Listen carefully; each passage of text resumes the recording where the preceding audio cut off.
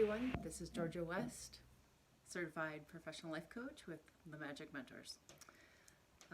How did everybody do this week, right? So it is Sunday the 9th. We are at the end of the first week in January.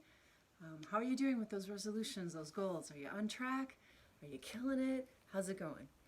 We would love to hear your feedback, your comments, your thoughts.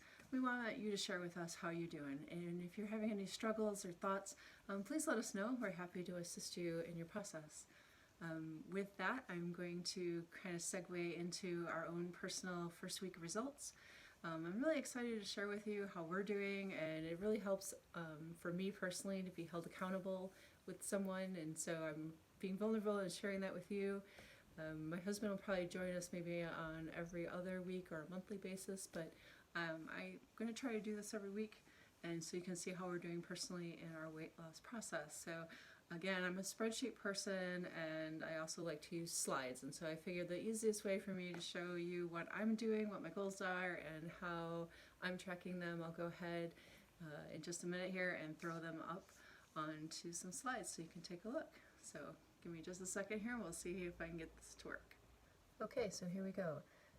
As we looked back at the original kind of goal setting video that you can see on our channel, I like to break up the goals into 3 different areas. So I have lose 50 pounds, which is a good goal, 75 pounds, which would be a great goal for me, and 100 pounds would be amazing.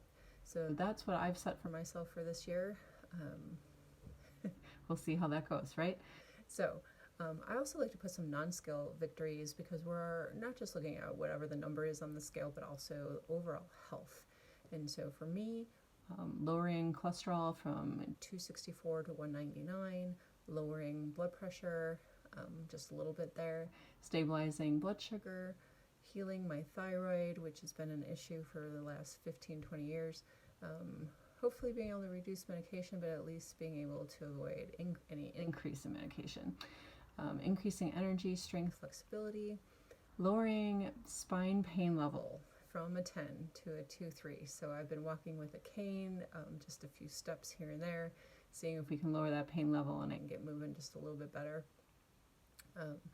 So other non-scale victories, you know, some of us just struggle. So I'd love to be able to go and sit in an airplane seat with no extender, being able to fit my hips into an airplane seat so I'm not like pouring over the sides and getting into somebody else's space. At least being able to contain myself within the seat. Of course, they keep getting shorter and smaller. And, you know, but we're not always able to do first class, right? So seeing if I can fit in there. For my waist, I'd like to see if I can get that under 35 inches. That would be an amazing goal for me personally, but it also is an indicator of overall health risk. Experts say that if your waist is over 35 inches, that you have increased for heart attack, stroke, etc. So I'd like to get that under 35 inches. And then also, you can track by BMI, you can track by fat percentage. All those are kind of a relative within a range. I'm using the WHO weight class just as a key kind of category in a broad stroke, from obese 3, which is where I'm currently at, until normal or slight overweight. So those are kind of the goals spread out for me and what I'm trying to accomplish this year personally. So we just wanted to share those with you. So moving on to the next slide is my week 1 plan. This is what we did this past week. And I love the fact that a lot of it is increasing things, right? We're always so restrictive. And I have an issue in the past with being too restrictive in my diets and completely killing my metabolism and my thyroid. So it was really important for me to approach this cautiously and not go too deep, too restrictive, too fast. So I went with increasing water, half my weight in ounces, increasing protein. The goal is like 70 to 100 grams. I know some people would say more, but this is really challenging for me because I grew up and spent most of my life, if I did eat anything, it was all carbs, and so usually my protein has been around 15 to 20 grams a day, so this is quite a big boost for me. And I'm focusing on plant-based chicken and fish as my protein, increasing vegetables and salads, 3 to 5 cups a day, increasing fiber, my goal is 30 grams. Increasing vitamins. I've already been doing this for a bit of time. It's really been great, especially during COVID times and other issues, just preventatively to have 10,000 IUs of vitamin D. I live at a high altitude, and so that's really important because that's depleted faster than normal, as well as 1,000 milligrams of vitamin C and 30 to 50 milligrams of zinc. Reducing chemicals, salt, and fast food. That's can be a tough one for some of us. Reducing sugar and net carbs. So again, if I eat carbs, and so this is a big goal for me. The 87 grams, I know that's not keto and that's not this extreme, but again, my personal doctor is advising me not to do that, just because of my past experiences. So I'm looking at 87 grams. That number comes from a study that was done decades ago about overall health and chronic health. And so they say if your sugar or your net carbs is under 87 grams a day, you're not contributing to those long-term effects of how your genetics would apply, whether it be heart disease, diabetes, Alzheimer's, etc. So that is for our longevity and overall health. Reducing saturated fats, again, that's for heart health and cholesterol. My goal is to stay under 15 grams. So I really have to cut back. Particularly for me, my nemesis is chocolate and cheese. So so we're going to start by cutting back all the cheese and most of the chocolate, and we'll see how far I go. And then increasing movement. So for us, because of our, if you look back at our previous video, looking back at how difficult it is actually for us in our mobility, we really spent a lot of time in looking at other things. One of our challenges is that we tend to try to go back into that athletic mode and immediately injure ourselves, and then we're out, right, for 6, 8, 12 weeks for surgery. So this time we came across a program called DDP Yoga. They're not supporting or paying or doing anything for us as far as my shout out to them, but DDP Yoga, I love the fact that they have these programs that start literally laying in bed or laying down on the floor on a mat, and work your way to a chair. And then the next program is working from a chair to stand and with support, and then without support. And they really just start at the beginning. And so just based on our previous experiences with quick re-injuries and etc., we decided to start with DDP Yoga and go to the bed to chair program. So that was our week 1 plan. We did fairly well at it. It wasn't perfect. We're still learning, but here we go. So here are my results. So week 1, lost 10 pounds. I am so excited for this.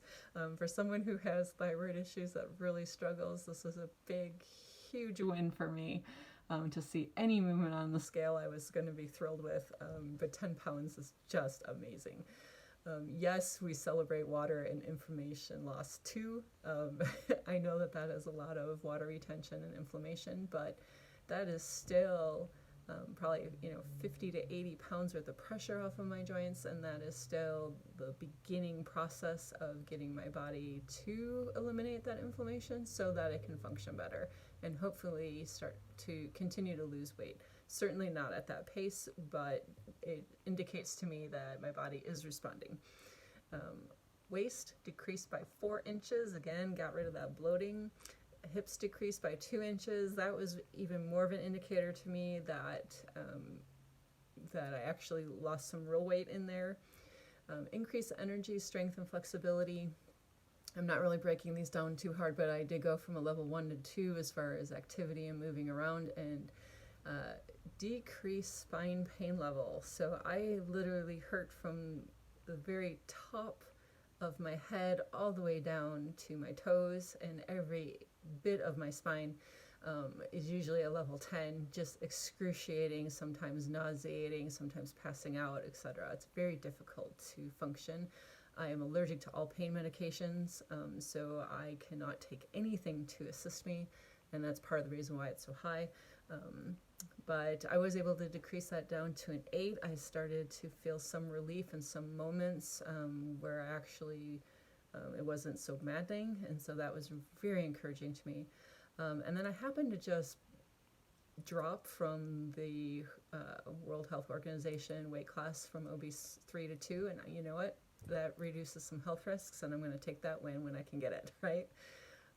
And so with that, we kind of looked forward, okay, we're celebrating this win. We're going to take a moment. We're going to soak that in. And we're going to say, we're doing great, right? And is there more to do? Is there things we could have done better? Sure. But again, I tend to go too severe, too fast, and 10 pounds is a big loss. So we'll take that as a success and move forward. So looking at our week 2 goals. So we're going to keep going with the week 1 adjustments. And we're going to explore new clean eating recipes. Of course, when we're trying to eliminate all the sugar, fat, fast food, and all the chemicals, we're kind of like, okay, now what do I do? We've been eating, very limited menu.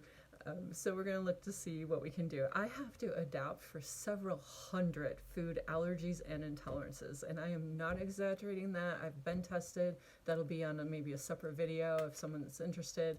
But I have several hundred intolerances to foods, and so it does become very difficult to adapt recipes that other people have come up with that maybe don't struggle that way. So I've used that as an excuse in the past, and so no more excuses, right? So we're taking the time to really go through and say, let's play, let's experiment, let's come up with some really great recipes that will work for us and kind of expand our menu. The program that we've chosen to work with personally, again, if you're a marathon runner, this would not necessarily be for you at this level. You have your own routines, your own things, that's great. For us, we're doing the DDP yoga. We are hoping to level up from the bed to bed flex program, bed to chair, and get into the actual chair workouts. And so we'll see if sitting, I know I have a seat cushion that is designed for a cutout of the spinal cord so that it's not creating pressure there. And so I'm hoping to be able to modify by having that on the chair and not get too much in the way. And we'll see how that goes.